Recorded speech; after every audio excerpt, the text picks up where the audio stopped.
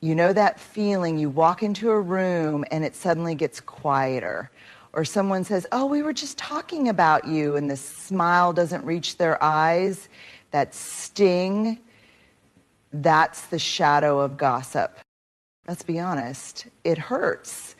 No matter how strong we are, hearing that someone has gossiped about us touches that deep, tender place inside where we wonder, am I enough? Am I safe? Do I belong? When people gossip behind your back, your first reaction might be to defend yourself, or worse, retaliate. The temptation to clap back, spill their secrets, or gather your own little army of whispers can be incredibly strong. It's human. It's primal. But let me be clear. Just because it's natural doesn't mean it's helpful. In moments like these, the most courageous thing you can do is pause. Take a breath, find your center, and ask yourself one vital question. Who do I want to be in this moment? This isn't about being passive, it's about being anchored. It's about choosing to respond, not react. Because when we react from a place of hurt, we often become the very thing we're trying to avoid. Gossip may feel like a shortcut to power, but real power comes from integrity. The kind that doesn't shift based on who's watching or what room you're in. Integrity is doing what's right over what's easy. It's telling the truth even when it's uncomfortable. It's staying kind even when you're angry. And it's refusing to trade your peace for petty drama. One of the hardest truths I've had to learn is this: not everyone gets a front row seat to your life. And some people, when they can't control or understand you, will try to reduce you, to make you smaller through gossip or assumption. Don't hand them the pen to write your story. You don't owe anyone an explanation for living in alignment with your values. Here's something that helps. Write a personal code. I know it sounds cheesy, but hear me out. What are the values that define who you are? Kindness, courage, loyalty, honesty. When the storm hits and your name is in someone else's mouth, return to those values like a compass. Because when you're clear on who you are, what they say can still hurt, but it can't hijack your soul. You can't control how others choose to behave, but you can control what you make it mean. You can decide that someone else's opinion of you is not your identity. You can decide that you will not betray yourself just to feel included in conversations that cost you your dignity. Staying grounded in your integrity means knowing that your reputation is not built on rumors. It's built on how you show up day after day, quietly, consistently, and without needing to prove anything to anyone. And let's be honest, integrity won't always make you popular, but it will make you powerful in the way that actually matters. The kind of power that doesn't shout, doesn't need applause, and doesn't chase validation. It just is steady, rooted, and deeply unshakable. So when gossip comes knocking, don't answer it with more gossip. Answer it with grace, with clarity, with a kind of character that speaks volumes, even when you say nothing at all. That's the kind of presence that leaves an impression. That's what it means to stay grounded in your integrity. You feel the heat rise in your chest, your stomach tightens, you start replaying conversations in your head, analyzing every glance, every silence, every text left unread. Suddenly, you're scripting comebacks and plotting a confrontation in your mind. That's not weakness, that's survival instinct. Your brain is trying to protect you from rejection, betrayal, and shame. But here's the hard truth. Reacting from that place rarely makes anything better. It might feel good in the moment to fire back, call them out, or vent to someone else, but it doesn't actually get you closer to understanding what's really going on. So what if, instead of gearing up for battle, you got curious? What if you paused long enough to ask, what might be happening beneath this behavior? What pain, fear, or insecurity might be driving this? Is this about me, or is this about something they haven't learned to say out loud? This doesn't mean excusing bad behavior or pretending gossip doesn't hurt. It means choosing to understand before you judge. It's the difference between saying, "How dare you?" and saying, "Help me understand what's going on." Curiosity creates space for conversation. Combativeness builds walls. And I get it. This is not easy, especially for someone who's been hurt or betrayed before. Choosing curiosity takes enormous emotional maturity. It asks you to sit in discomfort, to resist the urge to assume the worst, and to approach someone with an open mind, even when your heart feels bruised. If the relationship matters to you, and if you feel emotionally safe enough, consider going directly to the source. You might say, "Hey, I heard something that really surprised me, and I wanted to check in with you about it directly. Can we talk?" 9 times out of 10, people aren't expecting that. They're expecting defensiveness, drama, or avoidance.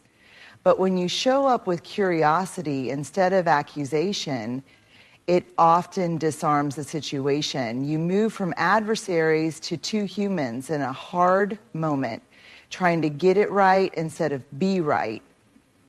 Curiosity also helps you sort truth from noise. Sometimes people gossip because they're hurting. Sometimes it's a misunderstanding. And yes, sometimes it's projection, insecurity, or jealousy. But you'll never know which it is unless you ask, listen, and pay attention to patterns, not just words. Let's also be clear, curiosity is not weakness. It's not letting someone walk all over you or ignoring red flags. It's strength with softness. Boundaries with grace. It's saying, I care enough about myself, and maybe even you, to look beneath the surface. And if after all that the person continues to be dishonest or unkind, that's your answer. But now you can walk away with clarity instead of confusion. You can walk away knowing you tried to lead with integrity and courage. That's the real win here, because gossip thrives on assumptions. Curiosity invites truth. So the next time your name ends up in a conversation you weren't invited to, take a breath, quiet the noise, and remember this. You don't have to light a fire to prove you've been burned. You can simply ask the right questions and let the answers tell you everything you need to know. Let's be real. When you feel betrayed, it's so easy to go for the jugular, to call the person out publicly, to shame them with a sarcastic comment, a passive-aggressive post, or a dramatic confrontation. And let's not sugarcoat it. There's a hit of power in that, a hit of control. For a moment, you don't feel small anymore. You feel like the one flipping the script. But shame isn't a tool for healing, it's a weapon. And when we use it, especially to punish someone for gossiping, we don't rise above the behavior, we mirror it. What takes real courage is calling out the behavior without turning the person into a villain. That means we name what's happening clearly, directly, and respectfully. We separate who they are from what they did. We say, this crossed a line. Not, you're a terrible person. Why? Because people can hear truth when it isn't wrapped in shame. They can grow from being challenged, but not from being humiliated. Let me give you an example. Imagine someone has been gossiping about you at work, spreading a half-truth or private detail you shared in confidence. Instead of blasting them in a meeting or posting something vague and spicy online, you might say, "Hey, I want to talk to you about something that's been bothering me. I heard that my name came up in a conversation, and some of the things that were shared felt personal and not entirely accurate. I don't want to make assumptions, but I also don't want to ignore it. Can we clear the air?" That's what it looks like to name it without shame. You're not pretending it didn't happen. You're not letting it slide. You're being direct but respectful. You're creating an opportunity for accountability, not defensiveness. And here's another truth. People rarely change when they're shamed, but they often reflect when they're called and with honesty and courage. Does this mean they'll always apologize? No. Does it mean they'll always own it? No. But you will have stayed on your side of the street. You will have honored your values. And sometimes that's the most powerful outcome there is. Now let's address something important. What if you're the one who gossiped? Yep. We've all been there. Maybe it wasn't malicious. Maybe it came from stress, envy, or insecurity. Maybe you didn't mean for it to get back to them, but it did. Claim it anyway. Own it fully, not halfway, not with excuses. I said something I shouldn't have. I was wrong. You didn't deserve that, and I'm sorry. That level of accountability, that's what builds trust. That's what allows relationships to heal. Because here's the thing. When we call out gossip, we're not just protecting our peace, we're raising the emotional standard for everyone around us. We're saying, I believe we can do better than this. I believe our relationships deserve honesty over hearsay, courage over comfort. So the next time gossip finds its way into your awareness, ask yourself, can I be honest without being hurtful? Can I hold someone accountable without tearing them down? Can I speak truth in a way that invites growth, not shame? But the answer is yes. Say it out loud with grace and firmness.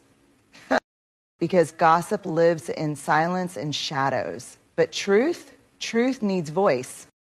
And when we choose to name what's happening without turning it into a spectacle, we turn a toxic moment into a teaching one. That's the kind of leadership the world needs more of. When gossip is happening, especially when it's directed at you, it can feel like you've lost control of your own narrative. It's disorienting, unfair, and exhausting. The natural instinct is to defend, explain, or even isolate yourself just to avoid the noise. But there's a better way, and it starts with this truth. You don't have to attend every conversation you're invited into, especially when the invitation is silent, shady, and spoken in whispers. That's where boundaries come in. Boundaries are not ultimatums. They're not walls to punish or isolate. They are statements of clarity and care for yourself and for your relationships. A boundary is simply you saying, this is what's okay for me, this is what's not. And when gossip enters your space, whether someone's talking about you, trying to pull you into talking about someone else, or crossing a line with your trust, you are allowed to name what you're not okay with. Here's the thing. Most people aren't trying to be malicious. They're often caught up in habit, insecurity, or groupthink. Sometimes they don't even realize what they're doing until someone lovingly but firmly calls it out. You could say, I want to be part of conversations that are honest and kind. Talking about someone who's not here doesn't sit right with me. Or, more directly, I'd rather not be part of gossip. It drains me and it doesn't feel respectful. That one sentence, it changes the entire tone of the room. And let's not forget this.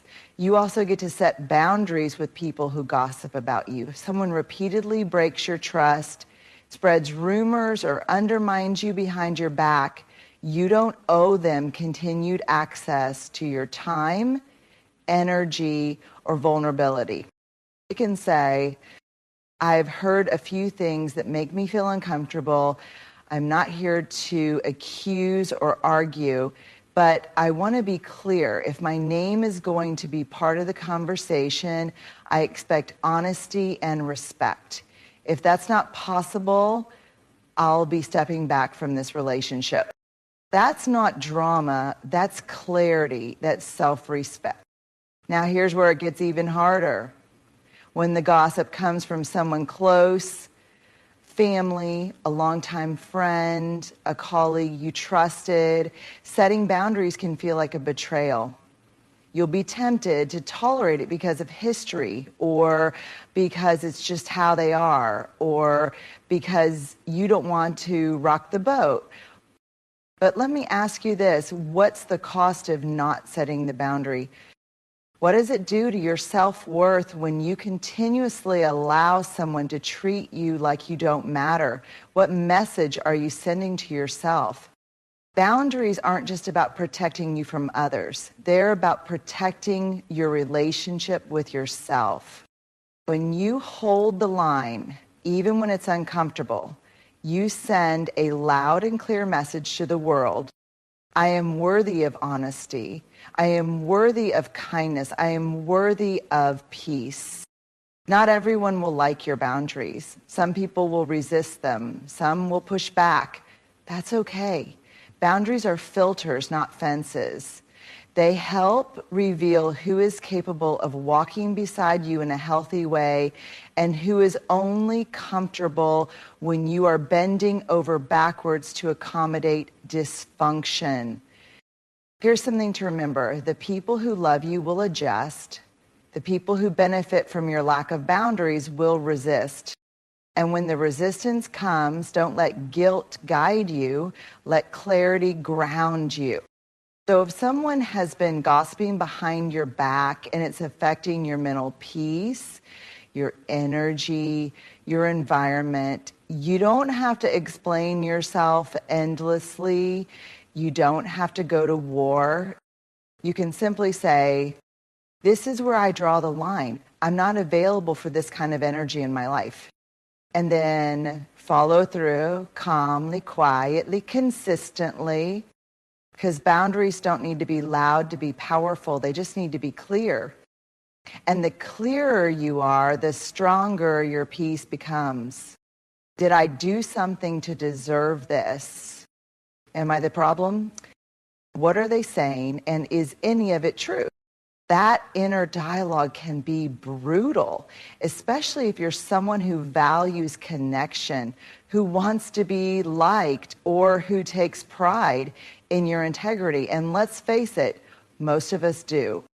But here's where you have to pause, breathe, and do something incredibly powerful. Sort through what's actually yours to own and what's not. Because here's the truth. Just because someone is talking about you doesn't mean you've done something wrong. Sometimes people gossip because they're uncomfortable with direct communication. Sometimes they're projecting their own insecurities. And sometimes they're simply repeating something they never should have heard or shared in the first place. But other times, yes, the gossip may be rooted in something you said or didn't say, something you did, or a moment when you weren't your best self. And that's where courage comes in. Not the kind of courage that stands up to someone else, but the kind that sits quietly and says, let me take an honest look at my side of the street. Did I speak out of turn? Did I break your confidence? Did I avoid a difficult conversation and it leaked out sideways? Did I unintentionally hurt someone who felt safer venting than confronting? This isn't about shame, it's about responsibility. There is a massive difference between guilt and growth. Guilt says, I'm bad.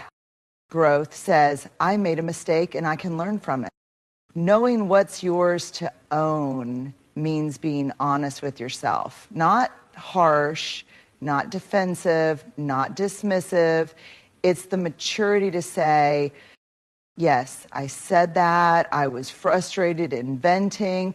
I could have handled it differently. I see how my behavior may have been misunderstood. Let me clarify. I wasn't aware how my actions landed. Thank you for letting me know. This kind of ownership is rare, and that's what makes it powerful. On the flip side, you also need to know what's not yours. It is not your job to control how others perceive you, especially when they're making assumptions without context or conversation. It is not your job to carry someone else's discomfort, envy, or unresolved issues. You are not responsible for someone twisting your story because they're uncomfortable with your growth. You are not responsible for being perfect, palatable, or endlessly available to everyone. It's yours, your words, your tone, your intentions, your energy, your patterns. What's not yours? Their projections, their unresolved pain, their need to be the center of the story, even if it means putting you down to feel taller. When you get clear on this, something incredible happens. You stop chasing closure where it isn't available. You stop over-explaining to people who aren't interested in understanding. You stop shrinking yourself to fit into spaces you've outgrown. Instead, you take accountability where it's needed, and then you let go. You grow from what's true. You release what's noise, and you move forward with a kind of quiet confidence that says, I'm not perfect, but I am learning. I am grounded, and I am not defined by someone else's version of me. And let me be clear, this work, it's not always pretty. It doesn't come with applause. You won't always get the redemption arc or the chance to clear your name. Sometimes all you get is your own peace, and that has to be enough.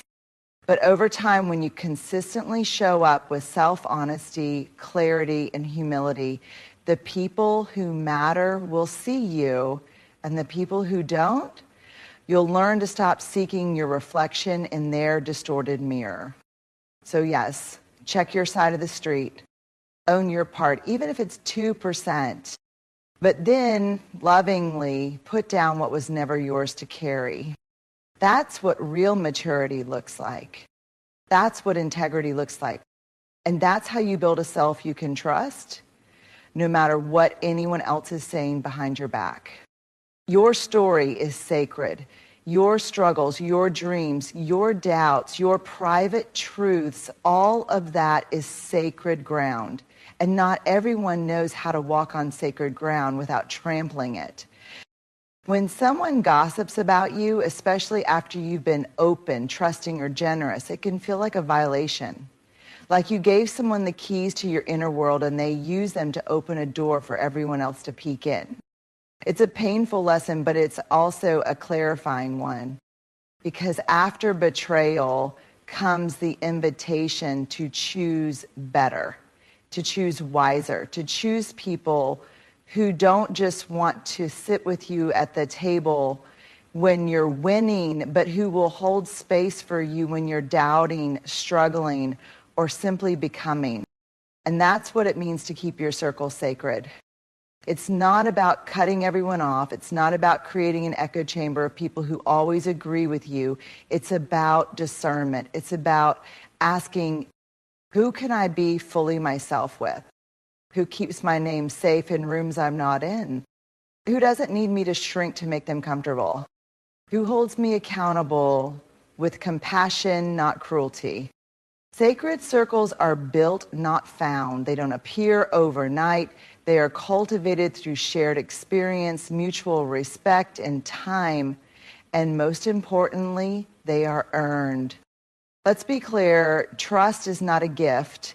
It's a layered living agreement. When you entrust someone with your story, your fears, your wounds, you are offering them a piece of your humanity. And if they take that and turn it into casual conversation or gossip fodder, they are showing you they haven't earned the right to hold that space. That's not about being dramatic. That's about being protective of your energy, of your peace, of your healing. Keeping your circle sacred also means you stop trying to prove your worth to people who only see you through the lens of their own insecurity. You don't need to defend your character in rooms that were never meant for your belonging. If someone is determined